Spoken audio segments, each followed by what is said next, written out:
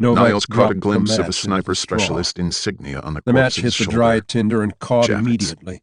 In less Up than a ahead, minute, the striker was flames picking up began to speed. run along The the big side armored of car Novak's going faster firewall. and faster, Anderson heading shot for at the the big sky doors of the again, hangar. but it wasn't The cannon necessary. remained The silent. cattle were already He guessed surging it didn't have forward. time to figure out the Anderson firing urged interface. his horse forward. I think Dalt's The trying to pounding kill you. hooves vibrated Maybe me his very too, bones. Olivia said as she drove Ava's toward the hired hangar. hands Her whooped voice was and taut, waved her torches, knuckles white on the encouraging steering the wheel. cows into the side Be a of the good field guess. where the ghost wagon And the was Yoches sat. got hold of that striker. The terrible grinding and It whining couldn't. It sound did. repeated Slow itself, down. We're frightening liable to the catch cows some into a fire more from our own desperate people. Run. She hit A the brakes. blue The car crackling lit fishtailed up to a the stop first about wave 20 of yards cattle. from the hangar, where men For were a second, firing.